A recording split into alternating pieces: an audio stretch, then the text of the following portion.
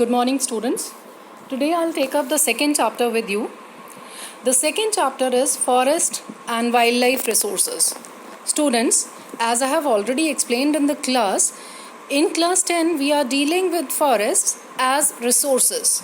Because forests play a very important role in our lives in maintaining the ecological balance, that is why they are very important for us. They are source of many types of major and minor products. We'll start with the topic ecosystem. Ecosystem is actually an integrated unit which consists of the community of living organisms and the physical environment. That means it is actually the sum total of the physical environment and the living organisms dependent on it. The relationship between these organisms or species in the ecosystem generally are very complex, but the nature maintains a fine balance between them. Here are some examples of the ecosystems. You can see in the first part of the image, it shows the marine as well as the terrestrial ecosystem. Some plants and animals found on the land, the others found in the water bodies. Similarly, the other parts are also dealing with the different types of ecosystems. The last part of it deals with the you must have studied about this particular topic, the different trophic levels. There are primary producers, the plants who produce their food themselves. Then we have the primary consumers, which includes the herbivores. Then we have secondary consumers, which includes the carnivores. And finally, we have the vultures and the other microorganisms which lead to decomposition of plants and animal remains. Students, a very important topic, biodiversity, is in your syllabus. Biodiversity basically refers to the different varieties of plants and animals which are found in the nature. And all these different varieties or species, they are diverse in form and function, but they are closely integrated in a system through the network of interdependencies because they are dependent on each other. Okay, students, the next topic is flora and fauna in India. You have to understand that India is one of the richest countries in terms of biodiversity. It has many varieties of plants and animals found in India. We possess around 8% of total number of species in the world which are found in the world. 8% species of them, they are found in India. This slide just gives you an insight into the different species of plants and animals found in India. As you can see, species of fauna are 81,000. We are talking only about diversity in India. We have around 47,000 species of flora found in India, around 1,200 species of birds found in India, and 2,500 species of fish found in India. The endangered flora are 10% and endangered mammals found in India are 20%. The species which are regularly hunted and overexploited by the man, they become extinct or vulnerable. There are animals found in India which are on the verge of extinction. It includes the mountain quail, the forest spotted owlet, and among the plants it includes the Maduca insignis and Habardia heptaneron. This is the mountain quail which is found in India. And this is forest spotted owlet. And this is the plant Maduca insignis, which is on the verge of extinction, and Habardia nepturon. Next we have endangered larger animals and plants found in India. Among the mammals, 79 species have become endangered because of continuous hunting. 44 species of birds, they are also endangered in India. Among the reptiles, 15 species have become endangered. 3 species of amphibians have become endangered, and 1500 plant species have become endangered because of their continuous exploitation by the human beings. Now, this particular slide gives you the information regarding the forest cover in India. In India, total 6,37,293 square kilometer area is under the forest cover, which is 19.3% of the total land, out of which only 11.48% dense forest are there and 7.76% are open forest, and we have mangroves in the coastal areas, which includes 0.15%. Okay students, the next topic is categories of plants and animals, which is given by IUCN, that is International Union for Conservation of Nature and Natural Resources.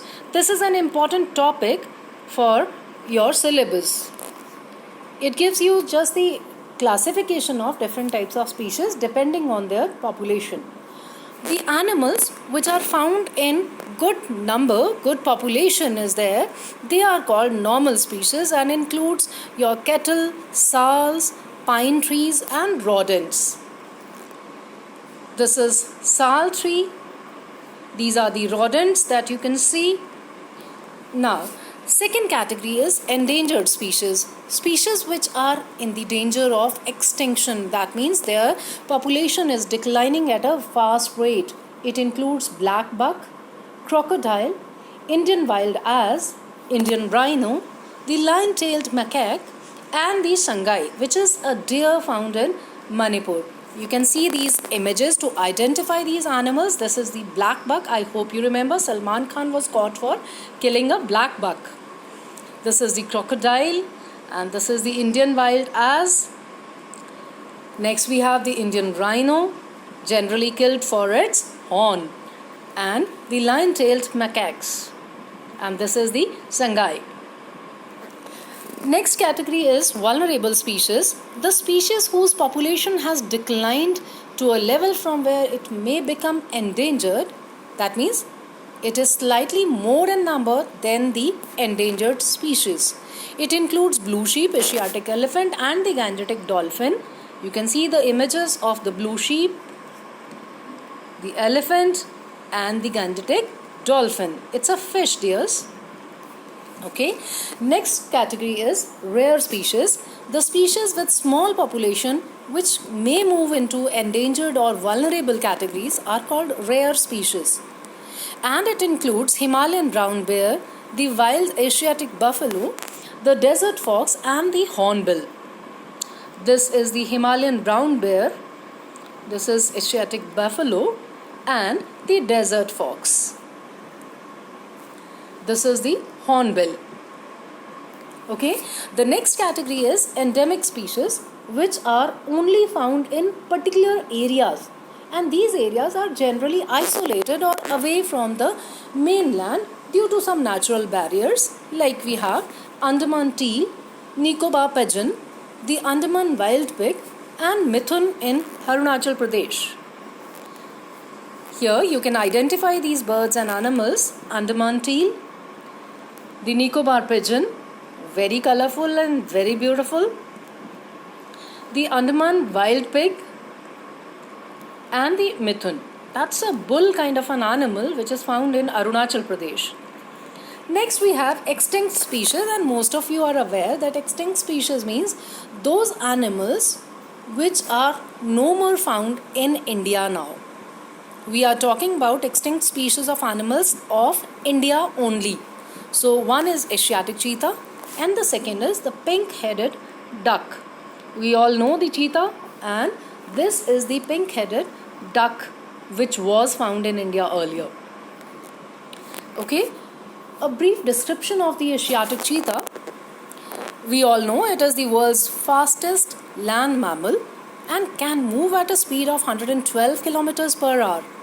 It is nearly extinct due to the decline in available habitat and the prey, because the jungles, they are declining, being overexploited by us, so it does not find the habitat, or it loses its habitat, and it lost its habitat rather, and at the same time the food supplies declined, and that led to its extinction, and it was declared extinct by the government in 1952. Okay, one more topic, that is uses of forest. Though I know you all are grown ups and you all understand what are the uses of forest, but still we need to list it out once for you. See, first of all, they help in maintaining the ecological balance. They absorb the carbon dioxide and are source of oxygen. They provide habitat to the animals and help in the preservation of the wildlife. They help in raising the level of precipitation because they exhale the moisture to the air. They help in conserving the soil because the roots of the plants hold the soil in place. They help in reducing the volume of floods also by doing so. Okay, now this is one of the very important topics. What are the factors which are responsible for depletion of flora and fauna? It means we are dealing with the reasons for extinction or overexploitation of plants and animals in India. We all know that the plants and animals, they are being exploited for the products that we get from them. Like we get wood, we get barks, we get leaves, we get rubber, medicines, dyes, food, fuel, fodder and manure as well. These are the different products that you can see in the image. The plants, they give us. They are depleted for agriculture because we are clearing the land for cultivation as the population is increasing. We also clear the land for construction of roads and railways and commercial and scientific forestry, and most important of all, the mining activity for the extraction of minerals from under the ground. According to the Forest Survey of India, 26,200 square kilometer area was converted into agricultural land between 1951 to 1980. That was a huge loss of the forest reserves.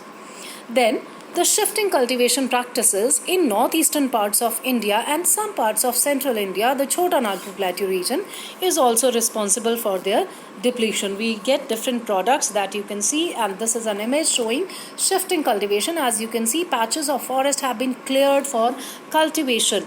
The trees are cut, the bushes are burnt, and then they use that land for cultivation. As you can see, this is also called slash and burn farming. Then large-scale developmental projects also lead to the loss of forest, especially the multi-purpose river valley projects, because a lot of land gets drowned under the dam when they are being constructed. Mining, which is one of the major reasons for the destruction of the forest cover.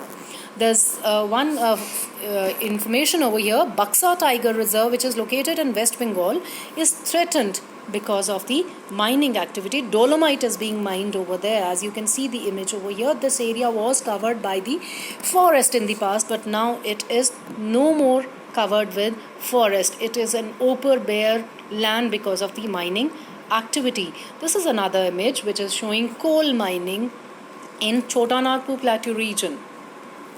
Then, grazing and collection of fuel wood also leads to depletion of the forest cover because animals eat away the plant cover and lead to the loosening of the soil. The Himalayan yew, that is actually a herb which is under great threat due to the exploitation, as it is used for preparing the anti-cancer medicine. Grazing activity, as you can see, is leading to a lot of destruction of the plant cover. This is Himalayan yew, which is used for making medicine for cancer. Then habitat destruction, because we are actually rushing into the habitats of the animals. We are hunting them, over exploiting them. Environmental pollution is also causing death of many animals. Poisoning and the forest fires have also led to the decline in biodiversity in India. And not to forget, overpopulation, differential sharing of responsibility, because everybody does not behave responsibly. for the well-being of the environment are main causes of environmental destruction. Thank you.